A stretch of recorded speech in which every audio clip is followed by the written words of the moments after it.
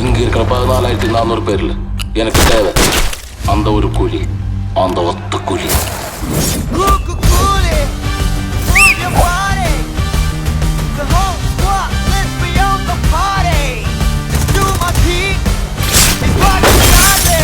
இந்த தேவா பத்தி தெரிஞ்சிருந்தோ என்கிட்டயே விளையாடி இருக்க. அரங்க மதிர பறக்கவே.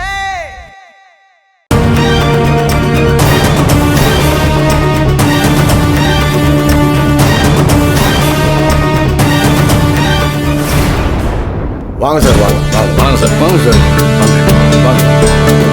சார், நான் தான் ஈஸ்வரி கேஸை விசாரிக்க புதுசாக அப்பாயின்ட் பண்ணியிருக்க. ஐயோ, அது தெரியுமா உங்களை? ஞானம் பொண்ணு கேஸில் நம்ம சந்திச்சிருக்கோம்ல? ஆமாம் சார். நல்லதா போச்சு. இந்த கேஸு ஒரு சார்பா பேசுகிற ஆள்கிட்ட இருந்து தப்பிச்சிருச்சு. அந்த குற்றவை தான் சொல்கிறேன் நானே.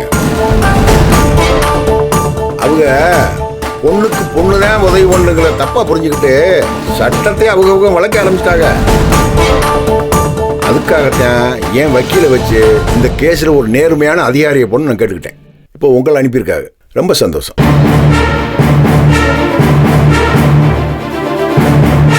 நீங்கள் என்ன விசாரிக்கணுமோ விசாரிங்க. நாங்கள் உங்களுக்கு முழு ஒத்துழைப்பு தரோம். முதல்ல அவங்க அடிபட்டு கிடந்த இடத்த நான் பார்க்கணும் சார். என்ன சார் இது? அங்கே என்னமோ சுற்றுலாக்கு பொருட்காட்சி போட்ட மாதிரி ஆளாளுக்கு பார்க்கணுங்கிறீங்க. அதுவே 8 சின்ன ரூம் சார். நீ யாரியா? இந்த வீட்டில் எதுக்கு இருக்கோன்னே தெரியாமல் ஜோத்தத்துன்னு வாழ்ந்துக்கிட்டு இருக்கேன். ஏய், ஒரு நேரம் அமைதியாடுறா சார். அவங்க அடிப்பட்டப்ப நாங்கெல்லாம் கீழே தான் சார் இருந்தோம். இதோ நிற்கிறாள் அவள் தான் மாடியில் படுத்துட்டு இருந்தா. சரி சார், முதல்ல ஸ்பாட்டை காட்டுங்க, அப்புறமா பேசிக்கலாம். சார் வாங்க சார், நான் காட்டுறேன். சார் பார்த்துட்டு போங்க, போய் பாருங்க.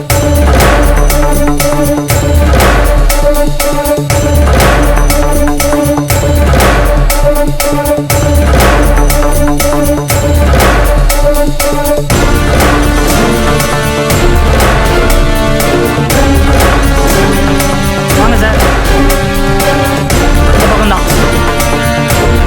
இதான் சார் ரூமு. யோ சார், நீங்களா இங்கே இருங்க. Okay sir. யோ, நீ வாயா.